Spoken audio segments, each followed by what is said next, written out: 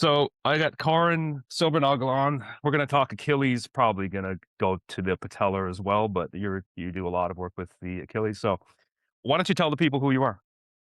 Yeah, so my name is Karin, as you heard. I'm a both physical therapist and an athletic trainer. I actually came to United States to do both PT and athletic training because I wanted to do sports medicine. So I've been a clinician for 30 plus years. I also have a PhD and focus mainly on tendon research and Achilles tendon research. And currently, I'm a professor at University of Delaware in the Department of Physical Therapy. So why the Achilles tendon? Why did you get into the Achilles tendon?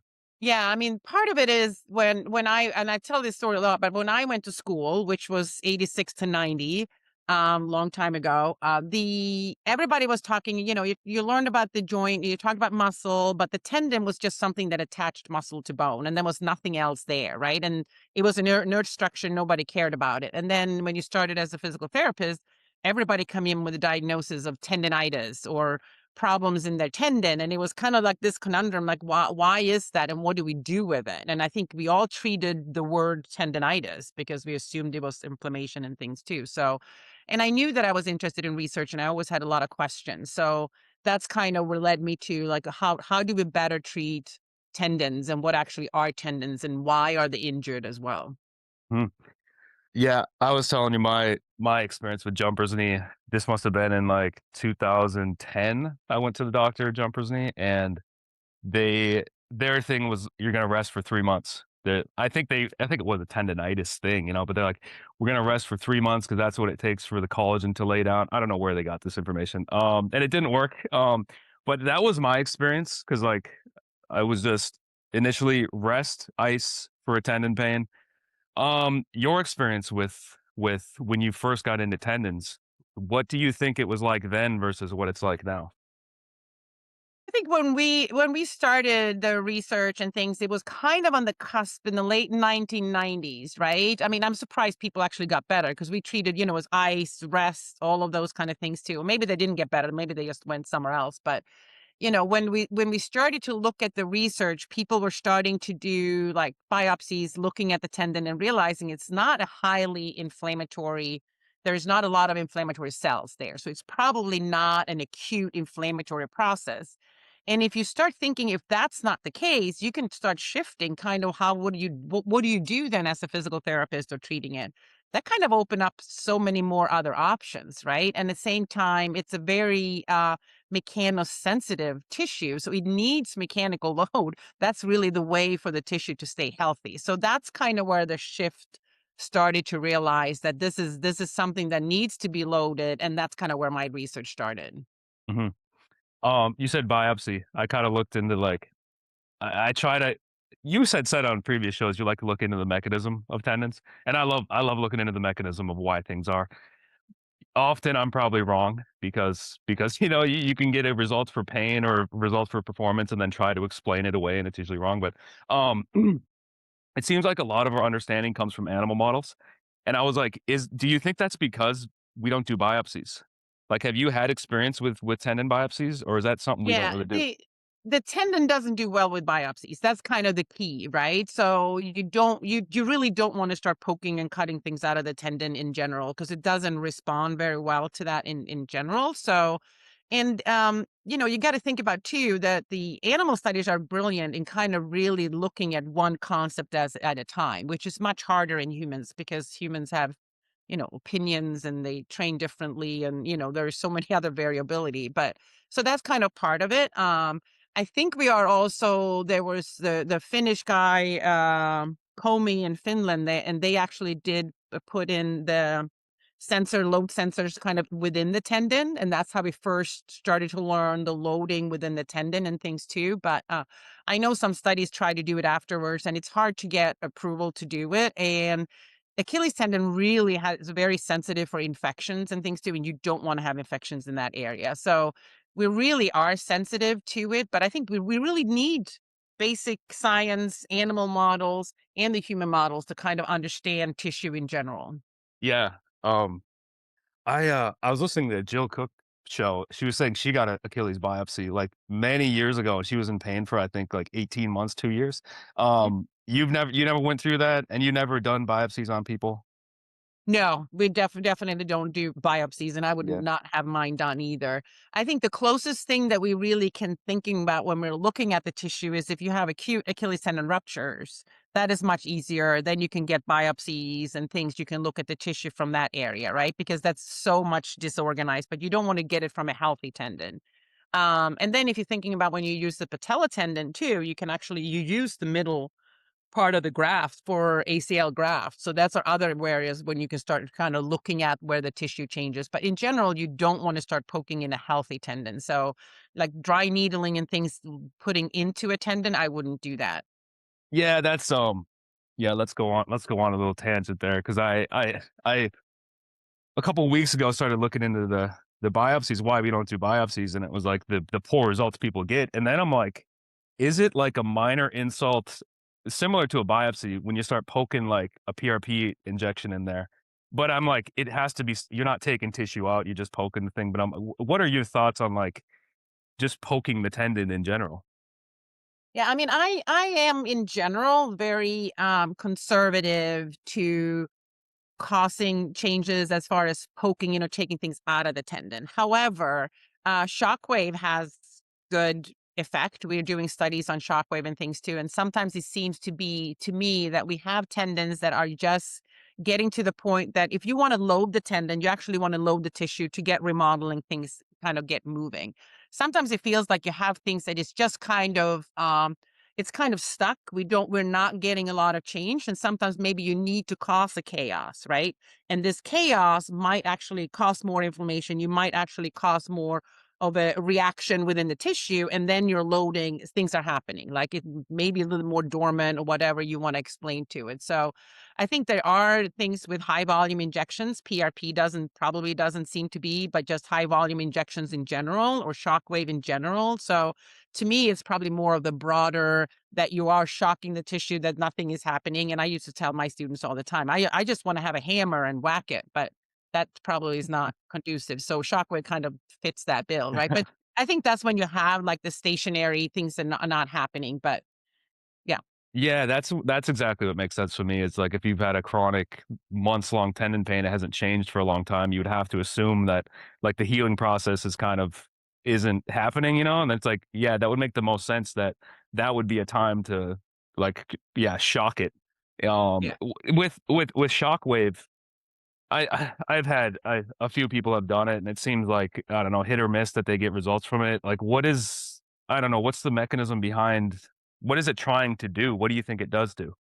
Let's try to hit and not miss, right? It's so I think what we're trying to do is to kind of it's if you're looking at where it's coming from too, like a lot of times if we have calcifications and things in the tendon, you can break up calcification and other things too. So we can see that we have good effects. And I think that's partly why we have good effects like in the insertional. So we are actually looking at who does it work for? Do you have calcification? Is that's what we're breaking up and causing changes, or do you have more of a tendinosis in the area, or do you have bony deformity? So I think it depends on when you're looking at some other things too, I think there is a variable what the person problems is too and what you're using it for. So the problem when we're looking at all these studies and the kind of I think what we're getting into too is that there are subgroups of people with Achilles tendinopathy. There are subgroups of people with patella tendinopathy. But if you don't thinking about the subgroups, just throw them all in, you're going to have some studies that maybe show an effect, some doesn't, right? So you need to start thinking, and I think that's why you're probably interested in the mechanism too, because if you understand the mechanism and understand the person, you can understand why it might work for this person and why it might not work for somebody else.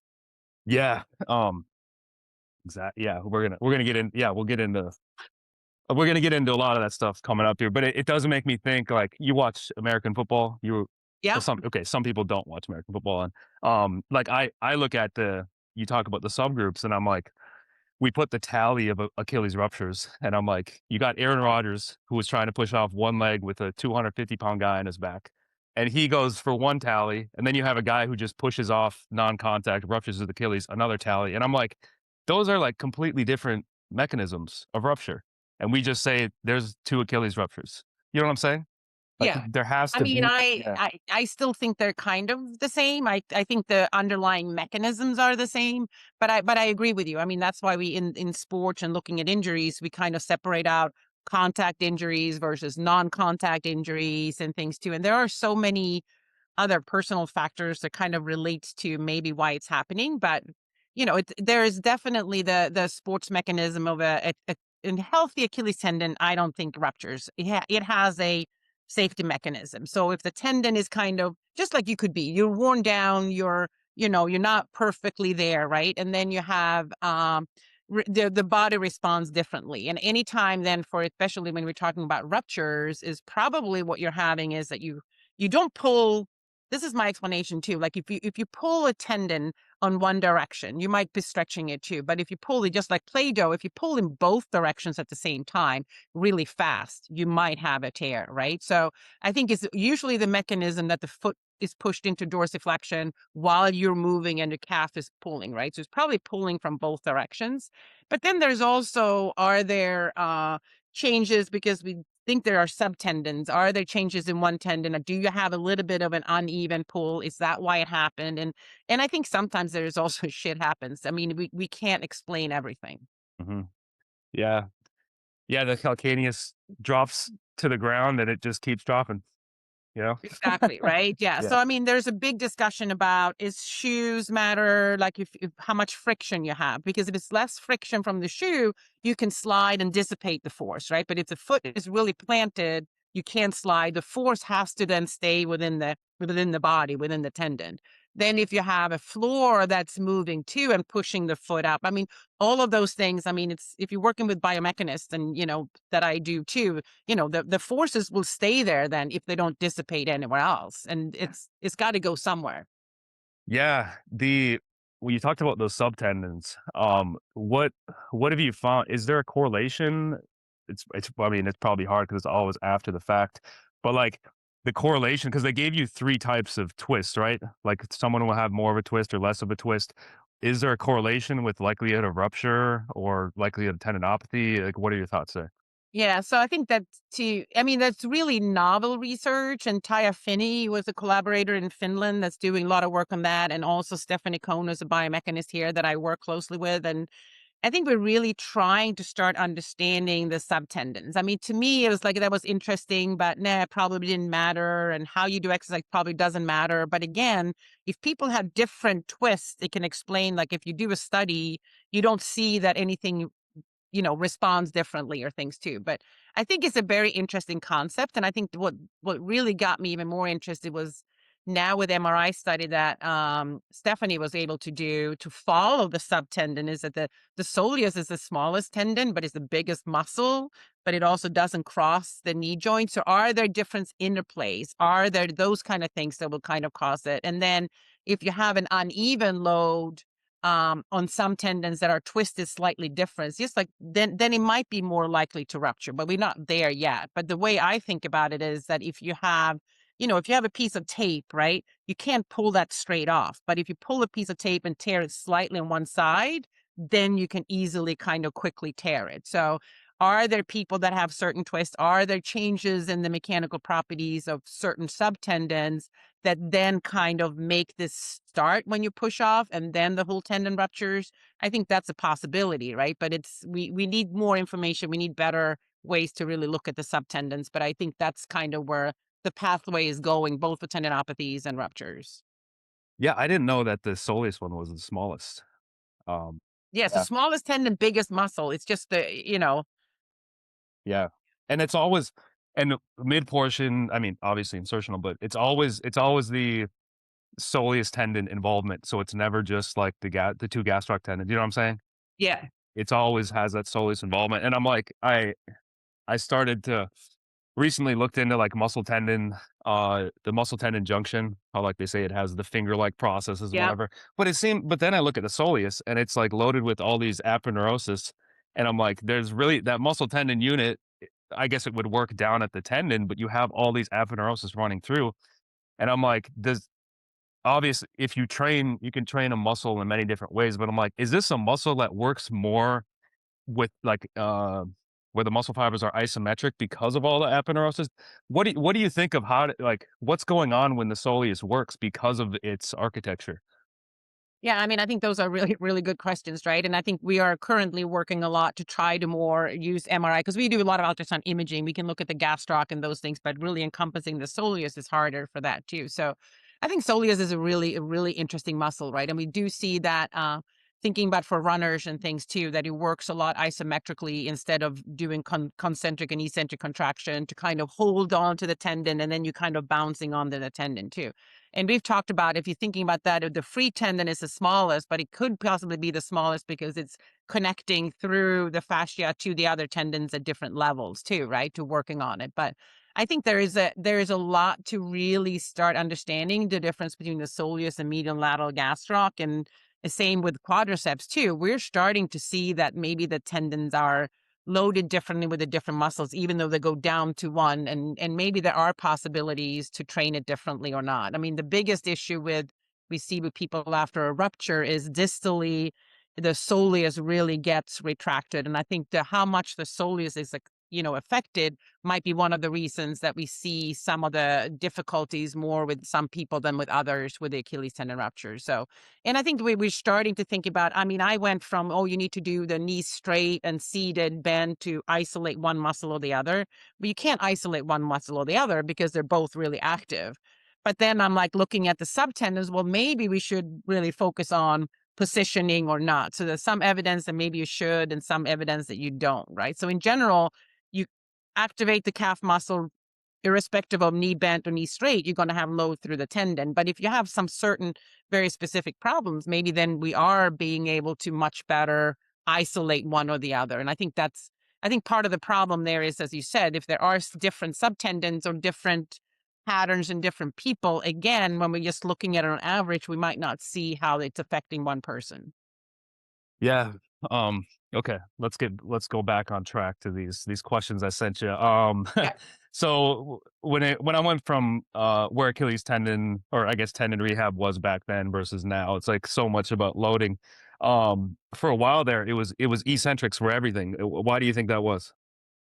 So, well, I have a lot of stories about that, but no, in general, I think Håkan Alfredsson, is a Swede too, he started with the eccentric training, and I think what would happen to me historically, and this is when I'm showing how old I am too, when you're talking about, historically this was, but we were so worried about inflammation and things. And then we started to think about it's not inflammatory. Maybe we should exercise it. And then Kervin and Stanish back in the 1980s and things talked a lot about that the Achilles tendon might be injured in the eccentric phase because of a lot of the runners and things too. So eccentric was higher load. So that was they were talking a lot about the eccentric loading. And then Håkan was really started a study. It was not a randomized, just looking at it. And at that time in Sweden too, we have, in order for you to get surgery, you were on a waiting list. So it was easy to recruit people to really strengthen them a lot while they're on a waiting list, because if it doesn't work, maybe they get surgery earlier too, right? It's that kind of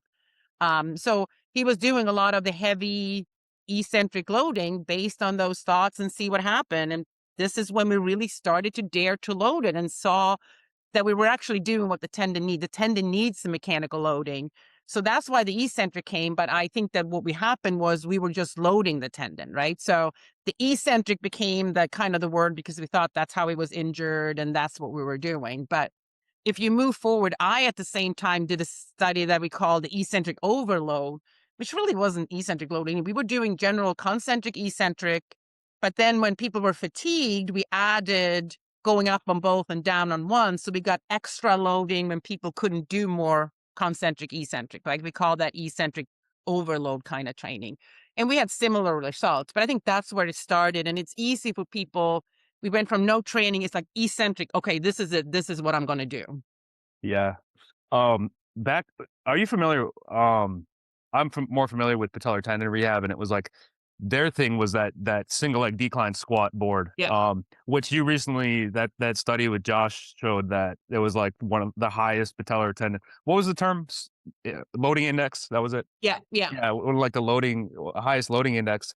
But it seemed like So I'm thinking, obviously, you can't ever correlate something to pain like that, but I'm like, there probably is a more likelihood that you're going to be setting it off if it has a high loading index. Um, but, it seemed like back in the day, it was like, you're gonna do this and you're going to purposely push into pain. Was that the thing with the early Achilles loading? Was that you wanted to seek out pain or not? Yeah, so I don't know if you heard we talk about the pain monitoring model, right, Yeah. in our rehab. And the reason that came was my PhD advisor, Roland Tomei, had just finished his thesis even earlier in patellofemoral pain. And the thought was that patellofemoral pain, you need to get stronger, right, in order to control, minimize the pain. But in order to get stronger, you need to load the knee and it's going to hurt. So he started like, okay, 0 to 5 pain is acceptable and things. And then I started with the Achilles tendon and things. It was the same thing. We were worried about loading it. Loading it actually causes pain. So they were freaked out. They were so worried about rupturing the tendon or loading it. And we're like, well, we know that loading is key for mechanical load for the tendon. So we started like, it's okay to load. It's okay to have a pain level up to 5 to kind of modify to make sure that people weren't doing nothing so in order to get a good enough load so the tendon actually could start to remodel and heal, that might be painful, but that was okay. So that's kind of where we started. So and then Håkan, I think he had Alfredson was like, you have to have pain. We were like, okay, you can use the pain monitoring model.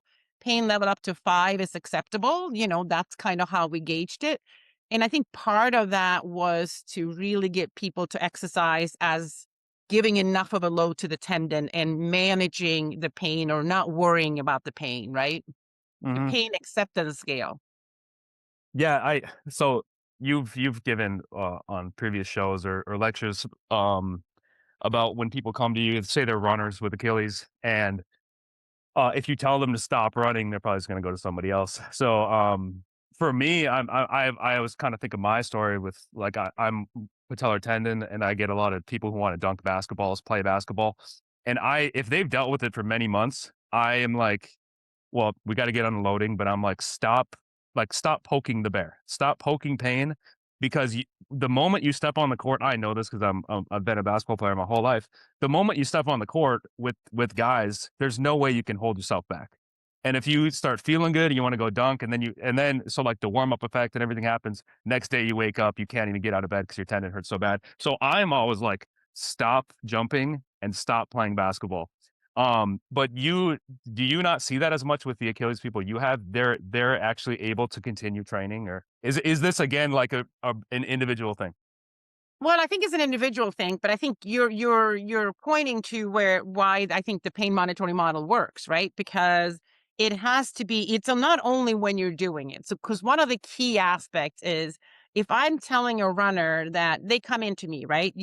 Usually actually the first 2 weeks, it's like, let's just start with exercise programs so we get a baseline to where we're at. And then we can start running and those things. And we're going to use the pain monitoring model. But usually what happens is like if you used to run 10 miles, I'm going to let you run maybe a mile. But it's not the pain during that's going to guide you if you continue. It's the pain the next day too. Like, how do you feel the next day?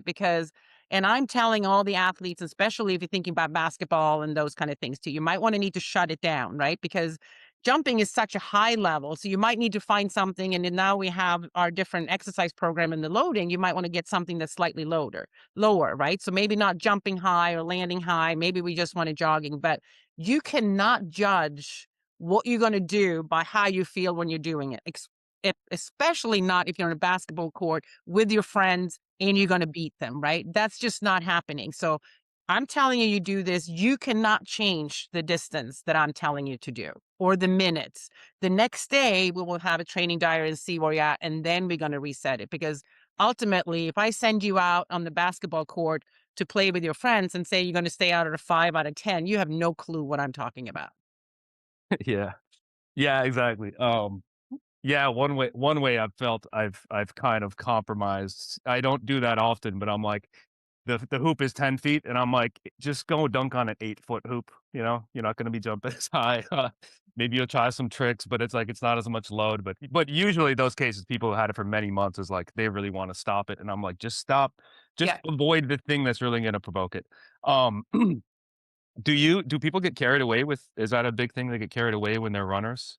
Or do they stay? mean, I think, I don't know, runners and golfers are the ones that's gonna, threaten you if they don't can't do what they want to do, right? Maybe it's basketball players too. But I think that the difference with runners is what it's easier is you can run if they're individual runners, right? If you're not competing, I can make you run half a mile or I can make you run those kind of things. It's harder with basketball when you have a team sport. And we've actually looked into it and we have a pilot study looking at using the pain monitoring model in basketball players as well. And there seems to be working well as well. We can follow the guideline. The harder part when you do team sports and things is to modify the activity to follow basically the guidelines, right? Because either you're on the field or you're on the court, you can't say, "Oh, I'm not gonna score here because, I need to stay below my level," right? So that you really can't. So it rarely works in competitive and those things. So you need to really work with coaches, you need to work with other people around to get people to load some. But the key with it is that we don't want a basketball player to go and rest and sit on the couch and then coming in and do some exercises twice a week, right? We wanna make sure that they are active as much as they can. And my other reason for that too is because if you're not doing anything else but your rehab, all your other tissues are getting lazy, right? And then we need to harden the tissues, anything to be able to get you back to that level. So I want to keep you as active as I can while we're trying to control the load for that tendon. So I think we're absolutely what you're saying, having somebody on the basketball court and playing and those things, that will be absolutely the last stages, but try to modify it earlier on. Mhm. My, my thing was spike ball. I started playing a lot of spike ball, and that's one thing where, like, the loads are pretty low. If you ever played spike ball, pretty low No, compared tell to me yeah. what's spike ball? It's like we have a little circular net on the ground, and then Oh, okay, yeah, yeah, you get teams of 2, you hit it, and it's like it's loading for the patellar, but it's, like, very minimal compared to what you'd get on a basketball court, dunking. So, like but again, it depends, like, if someone has a very sensitive tendon, that's gonna set it off as well. It's yeah. just something, yeah, that But I go love you that. yeah, you go back to the thing of, like, when you just train the quad for patellar tendon, now everything else gets weaker, and it's like Yeah. you forget, so and then the other leg too, so, trying to keep some form of, like, physical But preparation and yeah. but I love this. This is because this is also giving somebody the competition, right? Because the hardest part for somebody who's an athlete is that everything is like non-competitive. But having because the part of the competition it was kind of makes it fun and things too. So you're doing a modified rehab while it's in competition, so it's fun, right? So it's not like I'm going to stand here and do 3 sets of 10. It's like doing those kind of things too. And I think that's the key, right? Trying to find these modifications. I'm Yeah, excited about that. I have to look that up and make everybody and do now. and I'm a rare basketball guy that loves lifting, but most basketball guys, they do not like lifting. So it's like and I think it's the competitive thing. If you Yeah, take away all competition from someone who does it 7 days a week, obviously they're not going to be happy. yeah. So And when we we used to do like biking, right? I used to work soccer in Sweden too.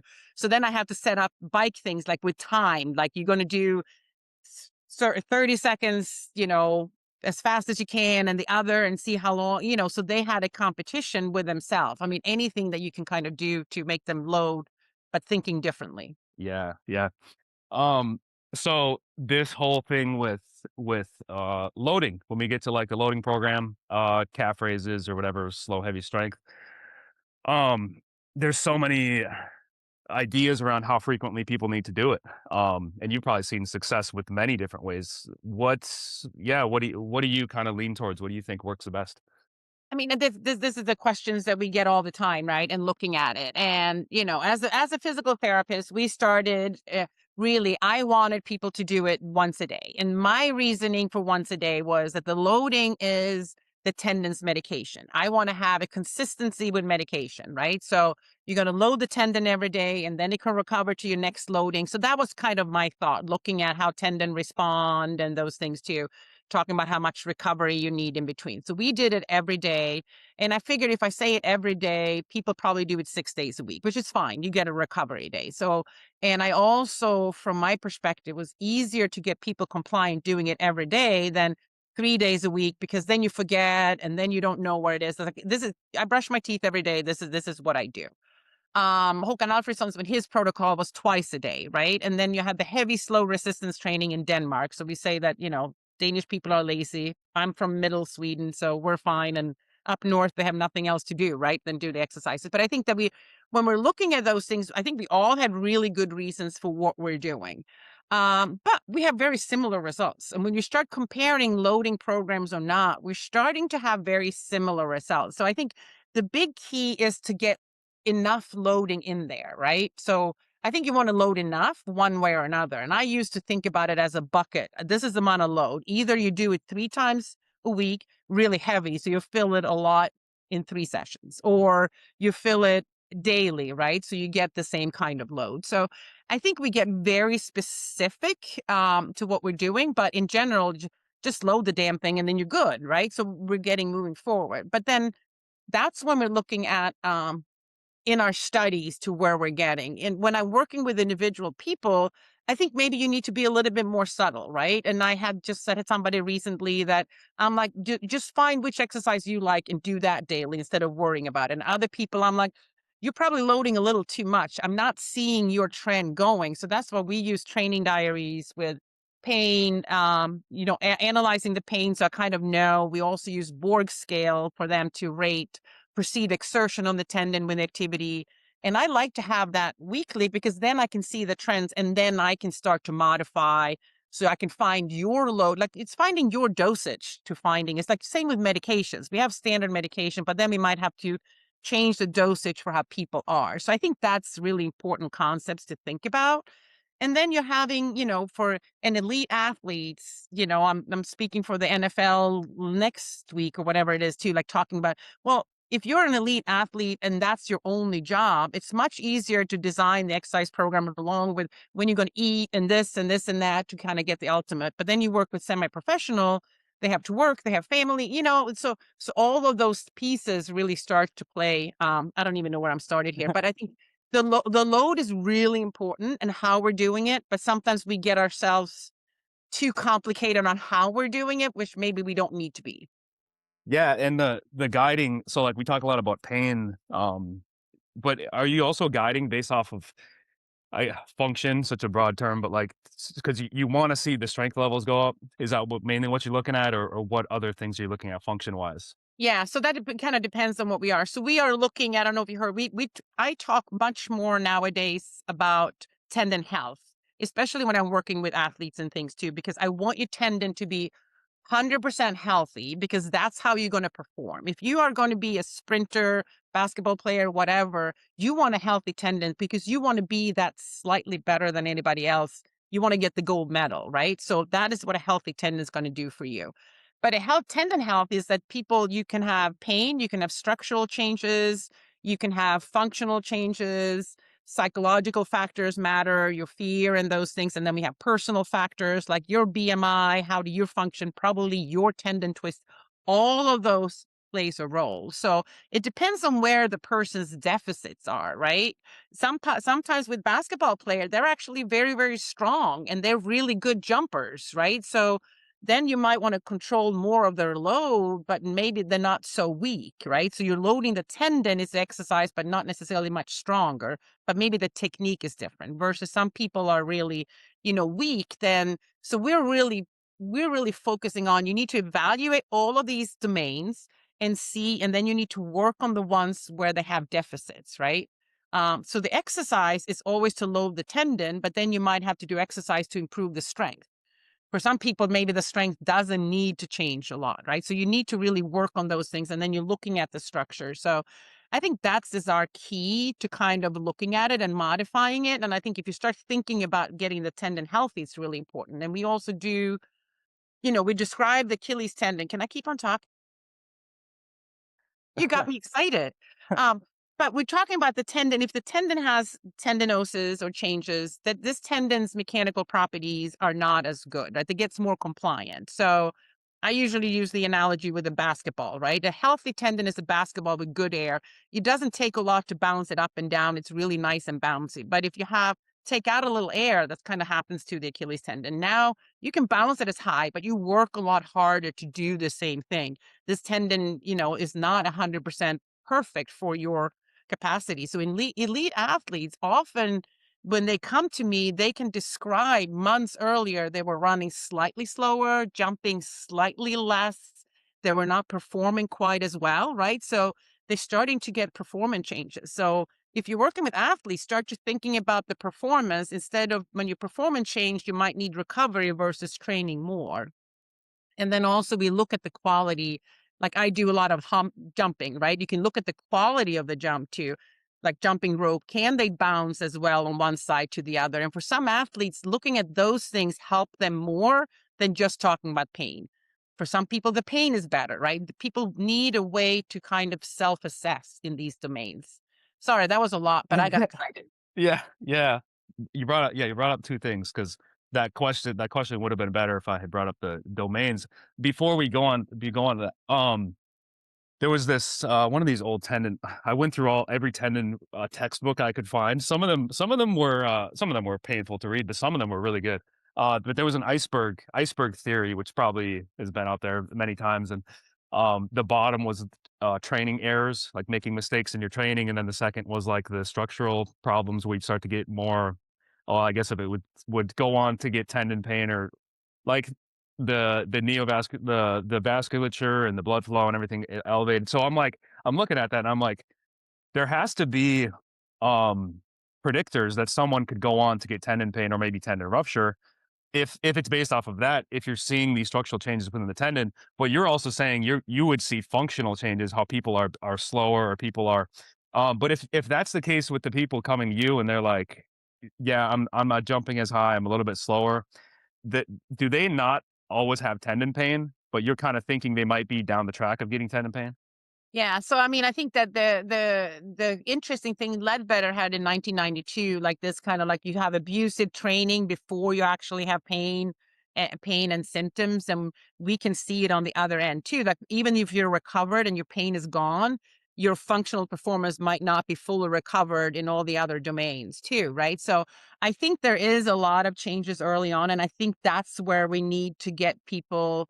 So for tendon pain or tendinopathy, you should listen to the very subtle changes, right?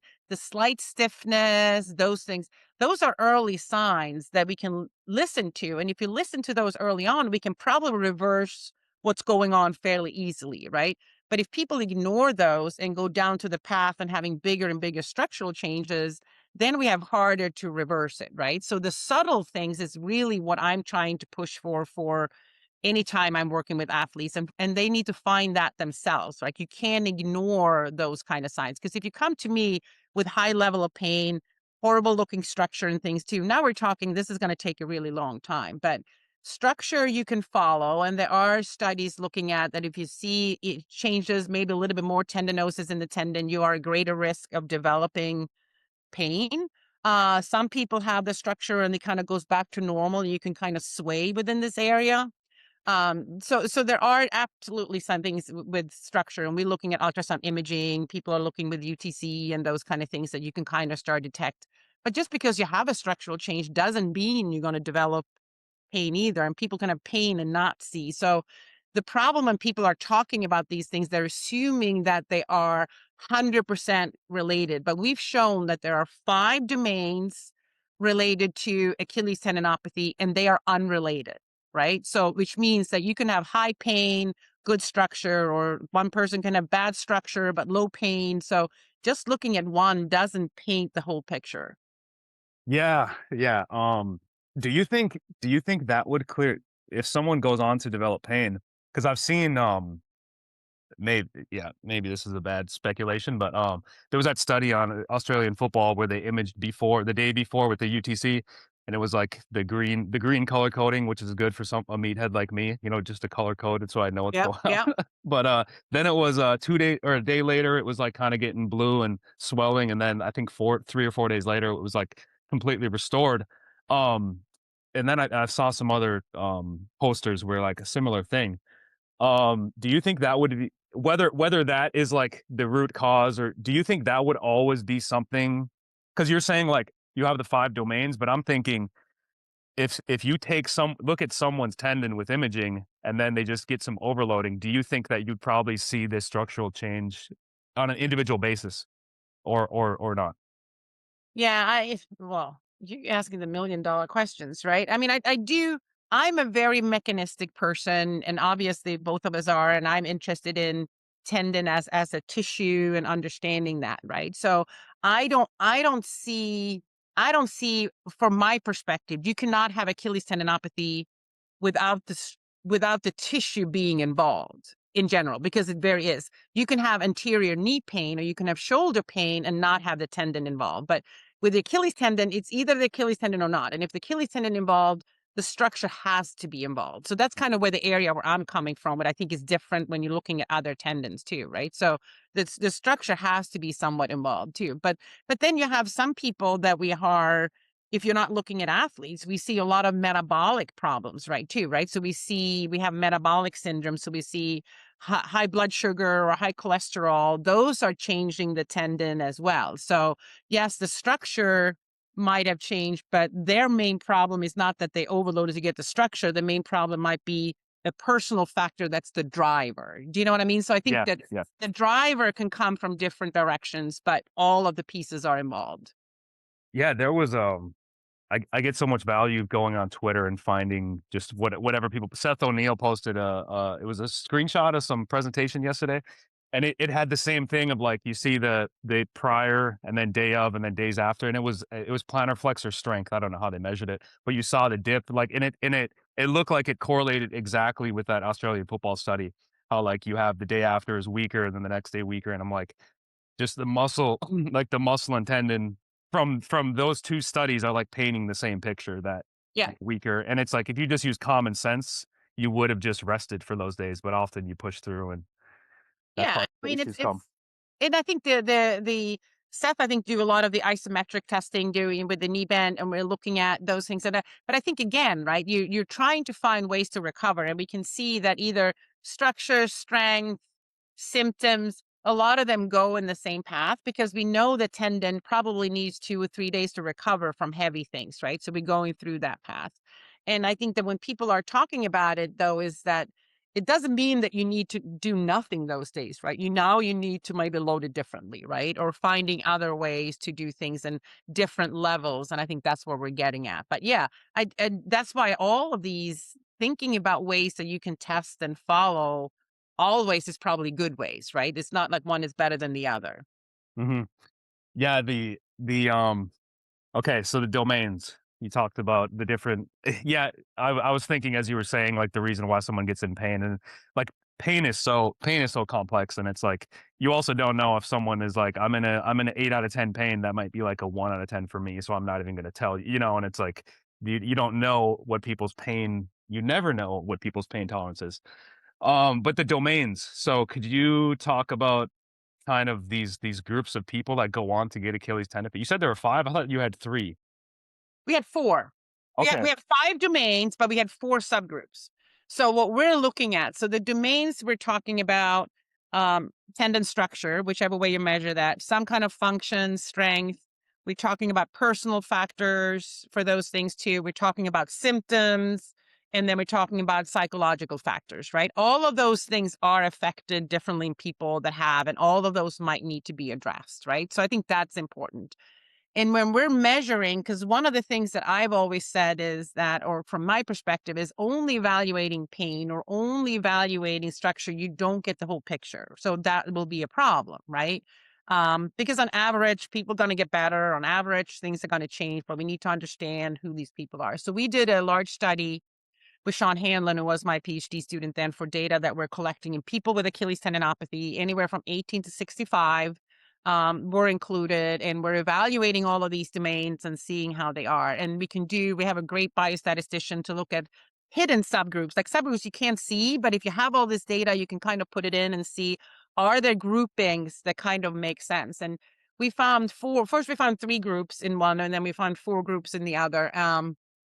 Which are similar. And one of the groups we call activity dominant, right? They're younger, they're more runner and jumpers for Achilles tendinopathy. They don't have a lot of functional deficits. They don't have a lot of structural changes. They have some symptoms. And this group is kind of like, to me, when I saw these groups, I'm like, makes sense. It's like the runner comes in, they don't have a lot of deficits in all these areas. They're probably overloading. So those are the ones where we can modify their load, following the pain, get them a little stronger, help them to kind of thinking about recovery days, not just abusing their body. You don't have to run 10 miles a day to be good, right? Then we had the second group that had separated out, what we called function dominant. They were kind of a little bit older, maybe 5, 10 years older than the activity dominant. They're also very active, but they have a little bit more functional deficits, right? A little bit different. So maybe this is like more of the older runner that you're seeing there. Maybe then, they need to be stronger. You need to train them with other things, but maybe modification too. And then the third group was more psychosocial dominant. We saw more females in this group. We saw higher fear of movement. We saw more deficits in function that might relate to because you're fearful of loading.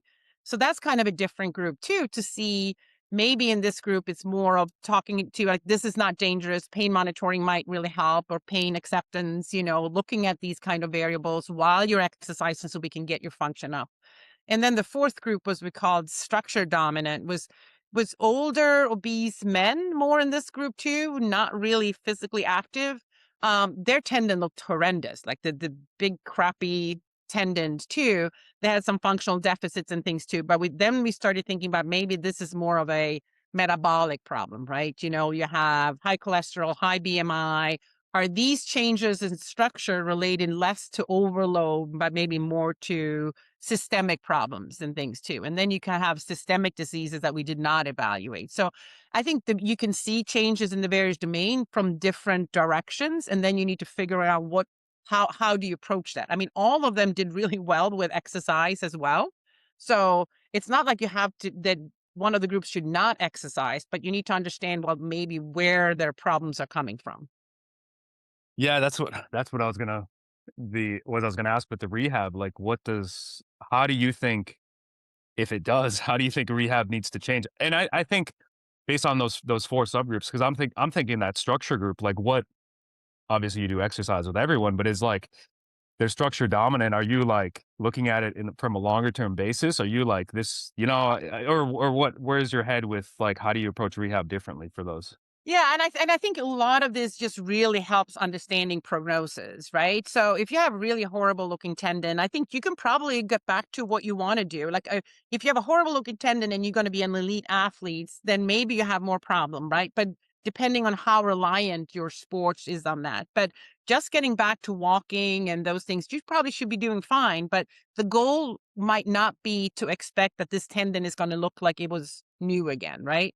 I'm not expecting full recovery in the structure. I'm expecting some change, but I might focus more on your pain and your strength and looking at those things too. But we are really looking now in one of my PhD students here, trying to understand. We have a group here that is prevent type 2 diabetes, and we're going to look at their tendons to kind of try, can we decipher what's related to metabolic syndrome versus what's related to overload, and starting to kind of design the programs. And I think the key is to starting to try to design the programs for the deficits that you have.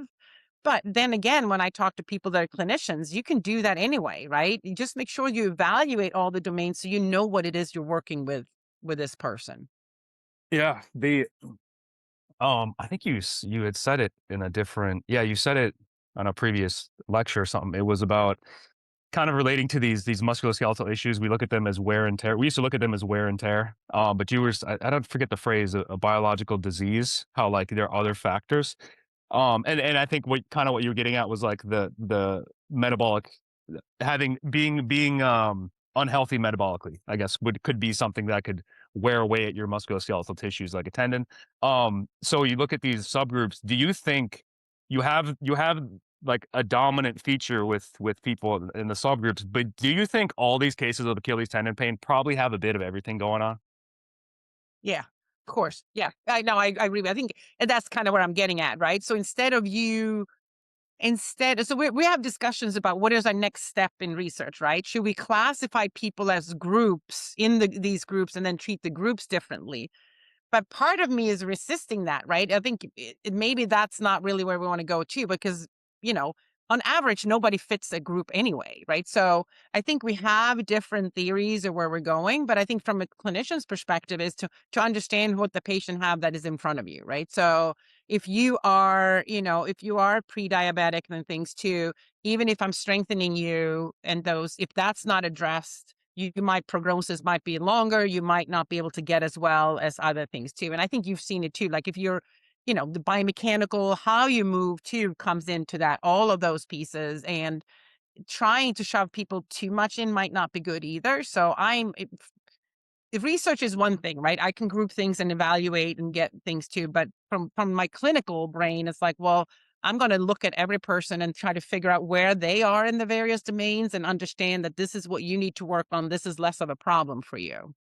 Mhm. The you probably speculated on this yourself. It gets weird with patellar tendon because that's like the young jumping males or whatever. But do you think that patellar tendon pain has subgroups like this? Yeah, I really do. I mean, I think that as you said, right, we already see that we have a fairly consistent group because it's usually younger, athletic individuals and things too. But I think we've seen that genetics then also in other parts of tendons. So we might have some genetics here because when we see in patella tendon is obviously a lot of times we see more patella tendinopathy in people that are actually really strong and good jumpers, right? So that might relate more to how they jump. So maybe we want to look at the subgroups, also understanding more how they play basketball, right? Putting their performance in, which I don't maybe necessarily as important for the Achilles tendon. So I think there are subgroups. What's interesting, what we're doing now with the patella tendon too, is that we can see differences in loading between medial, central, and lateral portions. So maybe the patella tendon is not as uniform as you think either. And we do a lot of that because we can look at people that have taken the mid portion for as a graft for ACL.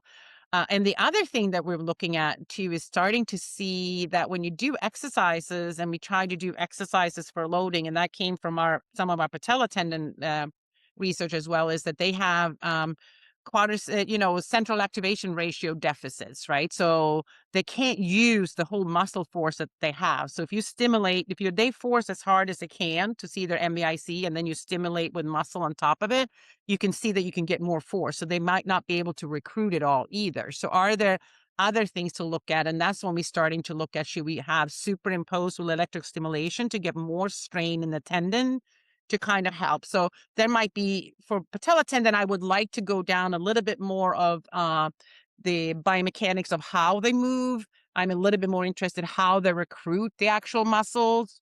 I would have those pieces into the model to see if there is something like that instead of, just age or sports. Um, okay, you got time for a couple more questions? Sure. This Okay, is exciting. okay.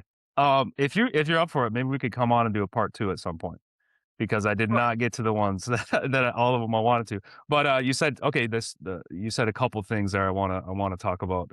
I'm just sorry, I'm writing them down because I'll forget. Um, okay, so you said the patellar. I remember hearing this previously. You're talking about the patellar tendon and having those different portions like central, lateral, medial, and um, kind of like you were thinking. Is there a way if is there a way to stimulate a different portion with exercise? And I'm like, you go back to like when we talk, it's going to come from the quad activation, but it's like you had the back in the day, it's like VMO isolation, and then like maybe currently people are like that's not happening. It's the whole quad's going to activate.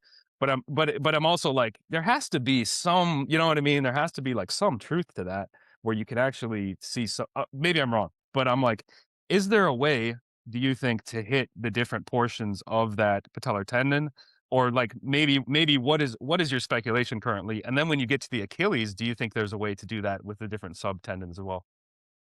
Yeah, I mean, you're kind of getting to where some of the work that we're doing too, because we're all about activating the VMO, and then it's like you can't activate it separately; it's just stupid, right? So we're going all this full circle, and now we're like, wow, maybe the patella tendon is loaded differently in different portions. Maybe we can actually put people in different aspects and recruit different muscles and things too. One of my PhD student here, together with now Ito, who was my previous PhD student, we're looking at atrophy because we do cross-sectional areas. So we're looking at atrophy of rectus, medium, vastus medialis, lateralis, and intermedius, to kind of see where the atrophy is and what we're seeing. And don't quote me on it because we just have it as an abstract, but what we can see is that they don't atrophy to the same extent after the ACL reconstruction compared to the other side. So it's not like all of them decrease by 5%, like one decrease more than the other, and there might be some sex differences. So that to me is like, well, if they can atrophy differently, maybe we are recruiting them differently, right? So looking at that, and even for the calf now too, like maybe when we're seeing problems with some people with exercise, right? Are they compensating? Are they not using the exercises? So we started to look more with using then electrical stimulation, right? Because I think that's the one way you can actually stimulate the muscle more. Can we stimulate the whole thing to get more strain? Can we do it when we have studies now kind of starting looking at NMES for the calf? How does that actually load or strain the Achilles tendon differently? Are there ways that we can kind of say, okay, this subtendon or this part is more affected? Let's do electrical stimulation to try to stimulate that one more to get remodeling. But that's kind of where the questions are. And one of the things that we did was the Basa squat. Did you see that? No. The Spanish squat. They do the Spanish squat when they lean back, and Mhm. the Angel Bazas from Spain, he did a lot for he had patellar tendinopathy himself, I think, at some point, but he did a lot for the track and field in Spain. And he did a lot of electrical stimulation, just sitting in the Basa squat and electrical stimulation on top of it, and feel like that was really doing well for the triple jumper and long jumper patellar tendinopathy. So his son was here, so then we're mechanistic. I'm like, well, why would that even matter? And we could see that if you even Basa squat sitting back is really difficult. If you put electrical stimulation on it, we got a lot more strain of the tendon. So the tendon was pulled even further. So maybe you were doing a difficult things, but you can compensate, and then you add electrostimulation. Now you actually strain the tendon more. So there might be ways for us to more pinpoint where we want to get the exercise, and that might be why you give the same exercise program to two of your basketball players. One person does great and the other one doesn't. Well, it might not be nothing wrong with exercises, but they might compensate and not get the same amount of strain into the tendons. I think that's kind of where we can go.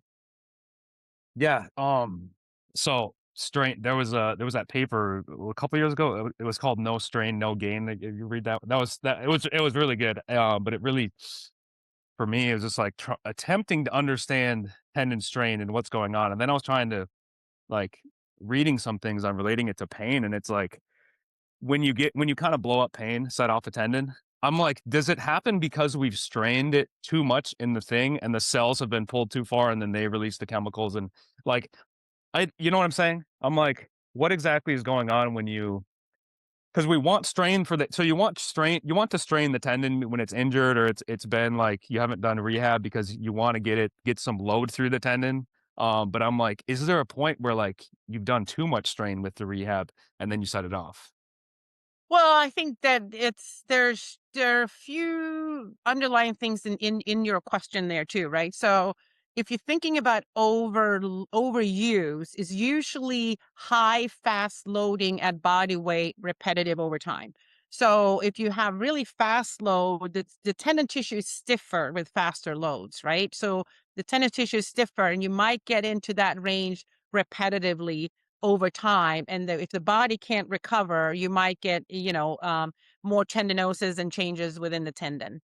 But then if you're thinking about you do strengthening, right? So our hypotheses have shown too, like with the strengthening too, like if you're doing heavier load and strain the tendon more, looking at the area under the curve, that might give a different signal to actually for the tendon to get stronger, get bigger, right? So there's different ways you might think you're loading it all the same, but Yeah. we're trying to divide it overuse with the same body weight over again versus overload when you're doing the strengthening. And the conceptually to me was what I tell patients too is like, because my runners is like, well, I run all the time. Why do I need to do these stupid exercises? Right. I mean, what's the difference? And the clinical way I say it too, like, have you seen have you seen a weightlifter or a bodybuilder, what they look like? It's like, sure, they're big. And have you seen a marathon runner? They're kind of skinny, right? So they probably train the same amount, but how you train makes the body respond differently. So I think those are the pieces that we need to put together. And then I've had people that come in and say, you told me to do 50 heel rises at 50 pounds. So I did 500 at 200 pounds or something, right? I'm like, and you can see they're declining. They're not, so there is upper limits and lower limits, I think. Yeah,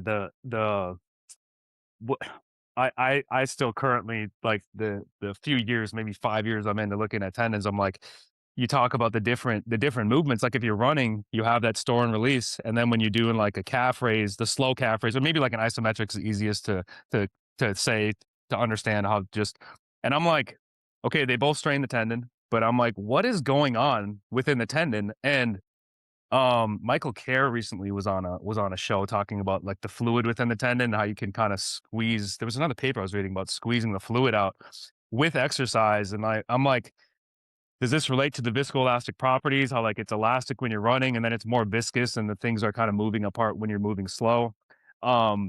Is that something, like, you have wrapped your head around of what are the differences when you're doing, like, an isometric versus what you're doing with something where you're storing and releasing fast? Yeah, I mean, I think to me, when they're looking at the strength, well, first of all, I think the tendon is going to respond to the input, just like humans do. Like, what I'm putting you in is what you're going to react to, right? So if I'm straining your tendon for a longer period of time and stretch you out further, you're going to react. Okay, I need to be stronger to resist that, to hold back, right? Versus if I'm running and you're quickly just kind of loading me back and forth, the response might be different. Like, you might getting a different kind of response to that too. And then the other key is to thinking about when you're talking to more to the basic sciences and things too, is like we want to stimulate the cells, right? So probably what happens is when you strain the tendon, you squeeze the cells start to react too. And they might need a little bit more time for some of these cell processes to occur, and some might need less time, right? So I think there's a lot of those kind of things that we're looking at. And then when we're talking about running and those things, so you're talking about subtendons, is the theory that you have compression within the tendons, our theories that is hypoxia, is it too hot? There's still a lot of various theories of why we're happening with the tendinopathies, and probably maybe not all of them are the same. So I think to me, conceptually, there's a lot more things that we can do from the basic sciences to answer some of the clinical questions that were there too. Yeah, you're adding adding more complexity. I didn't actually think of you talk about the different subgroups and domains, and I'm like, I didn't think of that you would have that with tendon pain, you know? This is, like, actually the first time I thought of that when you have tendon pain, maybe it's not just the chemical signals, you know? Maybe it's something else. Yeah, yep. Yeah. I mean, who knows, right? I mean, I think we just need to be open to the broader concept. But I'm very much for the Achilles tendon. If they have Achilles tendinopathy, it's part of the Achilles tendon. It's not that structure, right? Versus maybe in other areas. Yeah, yeah. Um, okay. I got through I got through 50% of my questions probably. So, yeah, if you're in for it, I would love to have you on again. Can you tell the people where to find you online? If you want to be Yes. found, I don't know if you do. Well, I guess you could Google me too, but you can find me at University of Delaware Department of Physical Therapy under the UD Tendon Group. We're on Instagram. We have the UD Tendon Group. I'm on Twitter as KG Silbernagel, and I also have my UD Tendon Group. Actually, it's X on social media and things as well. So please feel free to reach out if you have questions. I try to answer all my emails at least at some point, but it might take a little while. Do you have a seminar coming up? Or that was Yeah. last year. That was last year. I listened to one of your shows and maybe it was last August. Yeah, no, no, not anything right now. We do have, we're actually, I'm speaking to the professional football athletic trainers in a couple of weeks, so I'm excited about that to kind of hearing their questions and things too. And I look forward to giving seminars and talking to people too, because as a researcher, but as a clinician, kind of talking to you, kind of getting feedback in. So my next study is going to look at spike ball during the rehabilitation of tendinopathy. Yeah. Well, all right. Thank you. Thanks for coming on.